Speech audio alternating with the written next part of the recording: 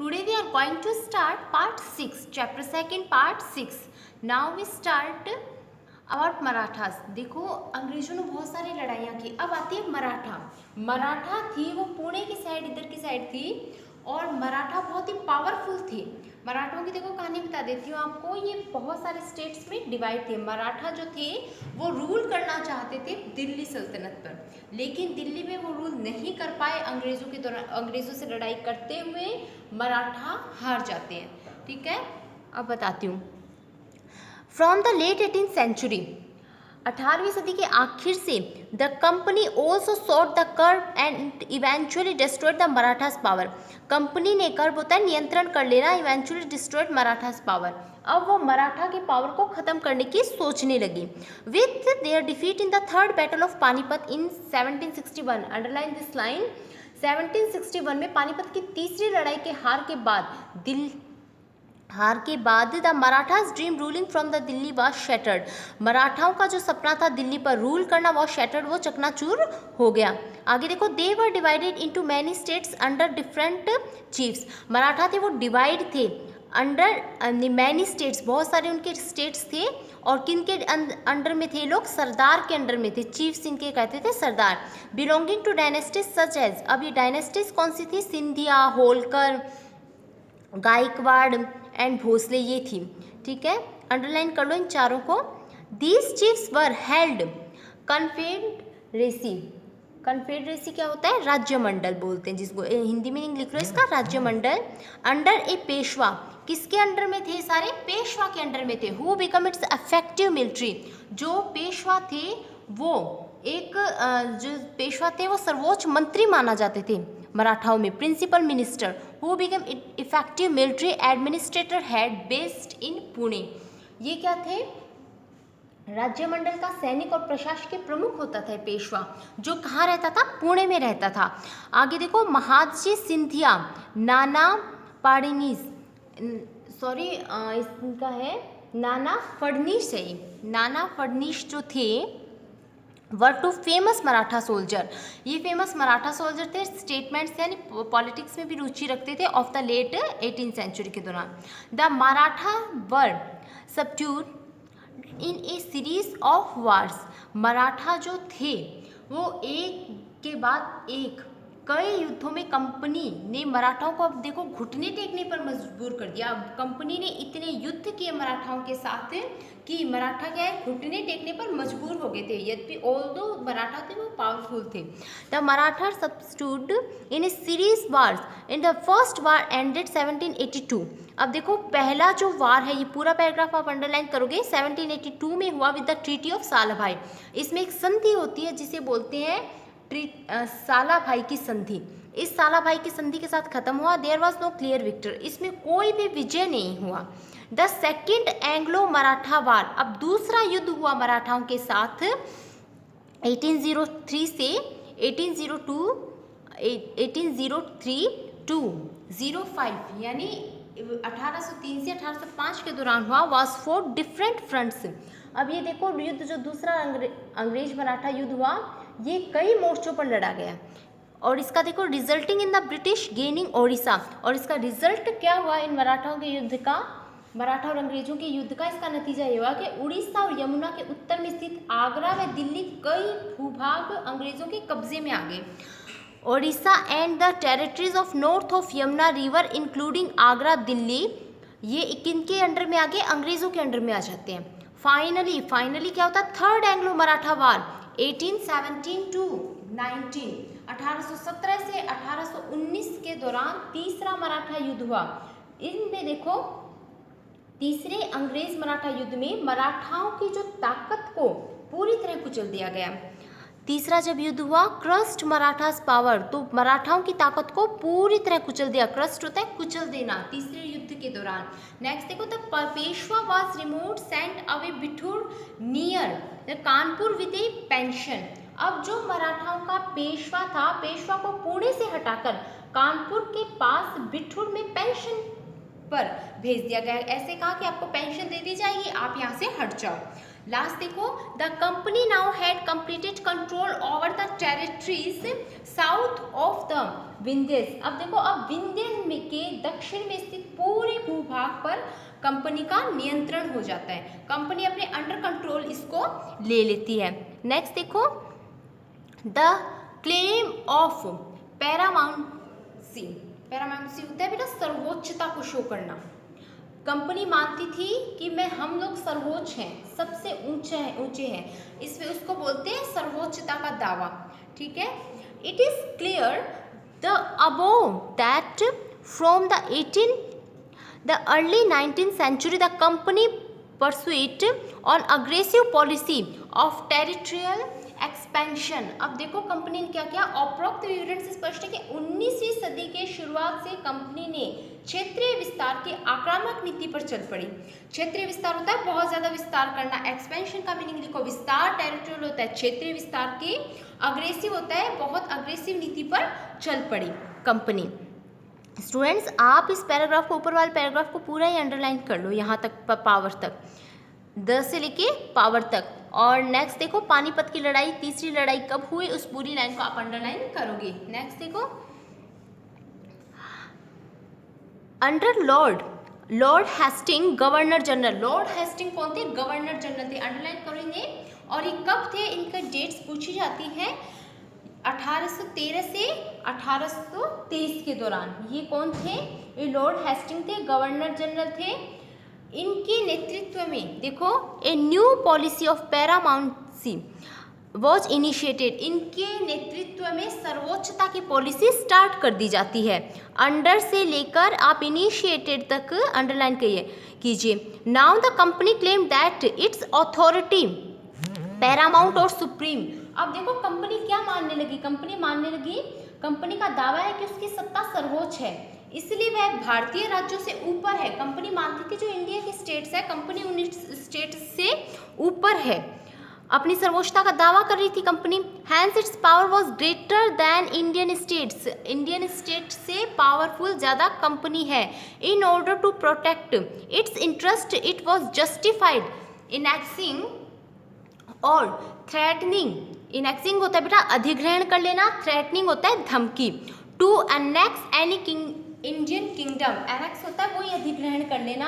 आगे देखो, अपने हितों की रक्षा के लिए वह भारतीय रियासतों का अधिग्रहण करने या उनको अधिग्रहण की धमकी देने का अधिकार अपने पास मानती थी। कंपनी मानती थी कि हमें किसी भी इंडियन किंगडम पर अधिराज्य करने का अधिकार है, हम उन्हें अधिग्रहण कर सकते हैं, अपने अंडर में ले सकते हैं।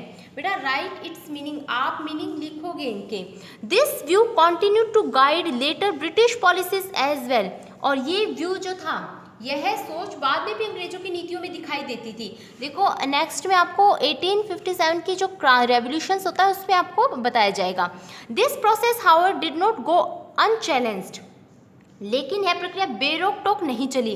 देखो बेटा जो इंडियन जो रूलर थे, कुछ लोग कुछ बहुत ज़्यादा पावरफुल थे, प्लस ऑनेस्ट भी बहुत ज़्यादा थे, तो ये प्रक्रिया उनकी बेरोक टोक नहीं चली। जहाँ जहाँ जैसा जैसा हुआ उन्होंने विरोध किया। जैसे आपने सुना होगा झांसी की रानी ने बहुत बड़ा विद्रोह किया और रेवोल्यूशंस हुआ। एक आपको पता है 1857 की क्रांति के नाम से जाना जाता है। इसी तरीके से देखो अब अंग्रेजों के सामने कर्नाटक आता है। कर्नाटक की स्टोरी यहाँ से शुरू होती है। This process how did not unchallenged, बेरोक टोक, अनचैलेंज्ड का मीनिंग लिखो बेरोक टोक। For example when the British tried annex the small state Kittur, एक छोटा सा स्टेट था कर्नाटक जो पहले किटूर नाम से जाना जाता था, कर्नाटक को किटूर के नाम से जाना जाता था, अब कर्नाटक बोलते हैं। कर्नाटका में क्या होता है, छोटा सा स्टेट था, लेकिन यहाँ की जो रानी थी, रानी चेन्नम्मा थी, took arms and led an anti British resistance movement. उन्होंने क्या किया, रानी जो चेन्नम्मा थी उन्होंने विद्रोह किया। रानी चेन्नम्मा ने अंग्रेजों का विद्रोह किया। शी वॉज अरेस्टेड इन 1824 और रानी चेन्नम्मा को अरेस्ट कर लिया गया एंड डाइड इन प्रिजन 1829 और उन्हें 5 साल की कैद के दौरान वो लास्ट में 1829 के दौरान वो मर जाती है रानी चेन्नम्मा। बट रायना जो थे वो क्या थे, रानी चेन्नम्मा के बाद एक पुअर चौकीदार थे। ये जो चेन्नम्मा थे, चेन्नम्मा तो रानी थी, और इन्होंने क्या किया, एक गरीब परिवार से थे या रायन्ना, और इन्होंने प्रतिरोध जारी रखा, मतलब कंटिन्यूटी में ये अंग्रेजों के विरुद्ध रहे। इसमें यहाँ से देखो, ए पुअर चौकीदार संगोली इन किटूर, संगोली के गांव था, वहाँ पर पुअर थे ये, और इन्होंने कंटिन्यूटी में कैरिड ऑन द रेसिस्टेंस, इस विद्रोह को जारी रखा with A popular support destroyed many British camp and records. इन्होंने क्या किया, रायन्ना ने जो ब्रिटिश रिकॉर्ड्स थे और ब्रिटिश कैंप्स थे उनको डिस्ट्रॉय करना शुरू कर दिया, इनके दस्तावेज थे जो ब्रिटिश के, उनको नष्ट कर दिया, ठीक है। और नष्ट करने के दौरान ही वॉज कॉट हैंग्ड, अब वो पकड़े गए। कॉट का मीनिंग क्या होता है, पकड़े गए। हैंग्ड होता है फांसी पर लगा देना, बाय द ब्रिटिश इन 1813, 1830 में ब्रिटिश सरकार ने, ब्रिटिश गवर्नमेंट ने उन्हें क्या किया, फांसी पर लटका दिया। आगे देखो, you will see more about several cases, आप बहुत सारे ऐसे केसेस देखेंगे विरोध के जो आगे इस बुक में शो होंगे। नेक्स्ट देखो students, in the late 1830 the East India Company become worried about Russia. अब देखो बेटा क्या होता है, 1830 के दशक के अंत में ईस्ट इंडिया कंपनी थी, वो रूस के प्रभाव से बहुत डरी हुई थी, रशिया के जो प्रभाव था उससे डरी हुई थी। कंपनी को ये लग रहा था कि रशिया जो था, यानी रूस जो था, पूरे एशिया में फैल करके उत्तर पश्चिमी भारत को भी अपनी चपेट में न ले ले।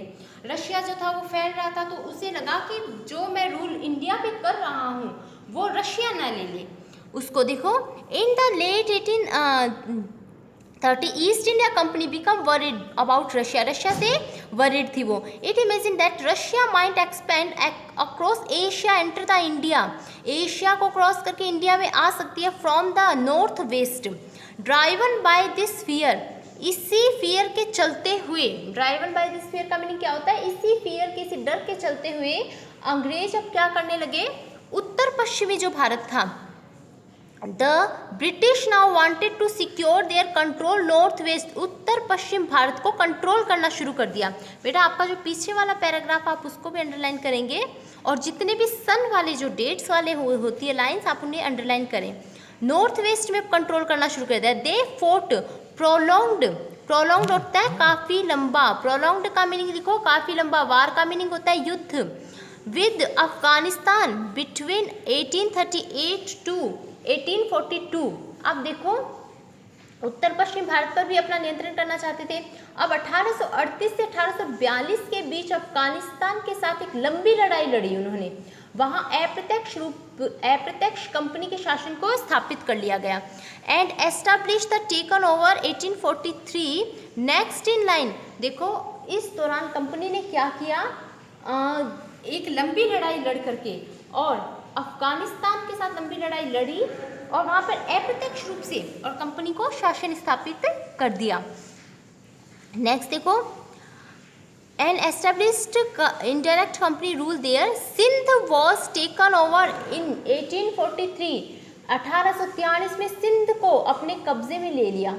1843 के दौरान जो सिंध था उसे अपने कब्जे में ले लिया। Next in line was Punjab, इसके बाद कौन सी आता है, पंजाब। इसके बाद सिंध के बाद उन्होंने पंजाब पे कब्जा किया। बट द प्रेजेंस ऑफ महाराजा रणजीत सिंह, उस टाइम महाराजा रणजीत सिंह थे वो प्रेजेंट थे पंजाब के अंदर। Held back the company, held back the company, underline this line, इस लाइन का मीनिंग होता है जो दाल नहीं गलने देना। जो महाराजा रणजीत सिंह थे उन्होंने कंपनी की दाल नहीं गलने दी, मतलब वो भी बहुत पावरफुल थे। आफ्टर हिज डेथ, लेकिन उनकी डेथ हो जाती है। कब डेथ होती है, 1839, टू प्रोलॉन्ग्ड वार, बहुत लंबे लड़ाई के बाद, to prolonged war were fought with the Sikh kingdom, बहुत देखो लंबी लड़ाई हुई इस रियासत के साथ, दो लंबी लड़ाइयाँ हुई। आखिरकार क्या होता है, अल्टीमेटली आखिरकार इन 1849, 1849 के दौरान पंजाब वॉज एनेक्स्ड, पंजाब को अधिग्रहण कर लिया जाता है। पंजाब पर क्या कर लिया जाता है, अधिकार कर लिया जाता है। कब पंजाब पर अधिकार होता है, 1849, इसका रिवीजन करवा देती हूँ। कब कब अंग्रेज़ों की लड़ाई होती है, सिंध को कब कब्जे में किया गया, 1843 के दौरान, और 1838 से 1842 के बीच अफगानिस्तान के साथ बहुत लंबी लड़ाई होती है जहाँ पर कंपनी अप्रत्यक्ष रूप से अपने शासन को स्थापित करती है। यहाँ तक आई थिंक स्टूडेंट्स आपके क्लियर हो गया होगा। नेक्स्ट देखो, the doctrine of lapse, doctrine of lapse क्या होती है? डॉक्ट्राइन ऑफ लैप्स का मीनिंग लिखो बेटा, गोद निषेध नीति। देखो इनके क्या थे अंग्रेजों के लॉर्ड, इनके जो गवर्नर जनरल थे लॉर्ड डलहौजी, उस टाइम थे गोद निषेध की नीति। बेटा इसको आप इम्पोर्टेंट लगाओ इस पैराग्राफ को। गोद निषेध नीति क्या होती है पहले बताती हूँ। देखो बेटा किसी रानी के यदि संतान ना हो किसी राजा के पास तो आप गोद नहीं ले सकते, किसी और को अडॉप्ट नहीं कर सकते। उसके संतान नहीं है, वो राजा मर गया तो उसके जो भी किंगडम था, उसका राज्य था, वो अंग्रेज ले लेते। अंग्रेजों ने कहा आप गोद नहीं लेंगे, आपके यदि संतान नहीं है तो आपका राज्य हमारे अंडर में आ जाएगा। ये एक नीति थी अंग्रेजों की, और इस नीति को जो फ्लॉरिश कर रहे थे वो कौन कर रहे थे? आप अंडरलाइन करो, Lord Dalhousie. The final wave annexations occurred under Lord Dalhousie. Final wave, ये फाइनली धारा थी अधिग्रहण की, जिसे लॉर्ड डलहौजी ने किया। Who was the first governor general from 1848 to 1856।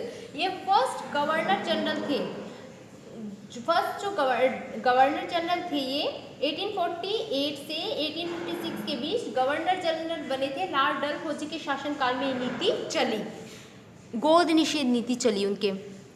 He devised a policy that come to known doctrine of lapse। Underline करो यहाँ से, इसे क्या कहा? गोद निषेध नीति कहा गया। The doctrine declared that if any Indian ruler died with a male heir, यदि कोई इंडियन रूलर मर जाता है, उसके उत्तराधिकार नहीं होता। हेयर का मीनिंग होता है मेरा उत्तराधिकारी होना।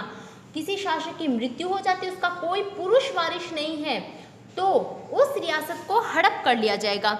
तो kingdom would lapse that become part of the company territory. उस किंगडम को हम, उस राज्य को हम कंपनी का पार्ट बना देंगे, उसे हड़प कर दी जाएगी, मतलब अपने अंडर में ले लिया जाएगा, यानी कंपनी उस भूभाग पर हिस्सा बन जाएगी। One kingdom after another was annex simply by applying this doctrine. और एक के बाद एक राज्य पर कंपनी अपना अधिकार करने लगी। अब इन राज्यों को देखो, सबसे पहले सत्तारा आता है। सत्तारा पर कब अधिकार किया? 1848। अंडरलाइन दिस लाइन, यहाँ से यहाँ तक आप अंडरलाइन करोगे सत्तारा पर। फिर संबलपुर आता है 1850 में, संबलपुर। उदयपुर 1852, नागपुर 1853, झांसी। अब आती है बारी झांसी। झांसी की रानी का नाम सुना है ना? झांसी पर भी उन्होंने अधिकार किया 1854। बेटा अभी अधिकार करने की नीतियां अपनाने लगे। ये सब अंडरलाइन करोगे आप लोग, यहाँ से यहाँ तक अंडरलाइन करो इस पूरे पैराग्राफ को।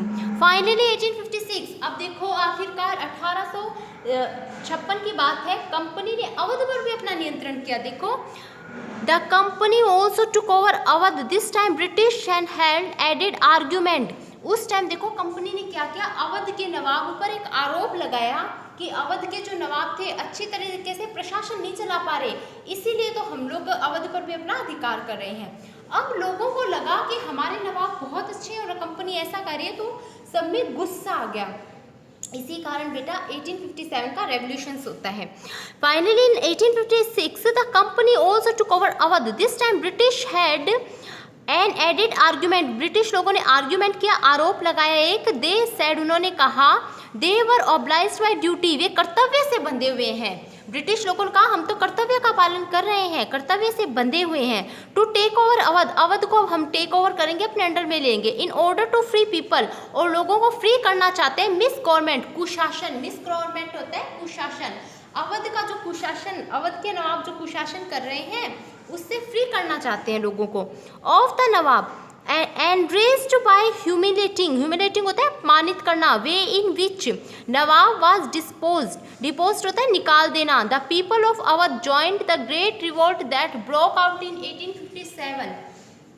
जो अपने प्रिय नवाब को जिस तरह से गद्दी से हटाया गया, उसे देखकर लोगों के अंदर गुस्सा आ गया। अवध के लोग 1857 के महान विद्रोह में शामिल हुए।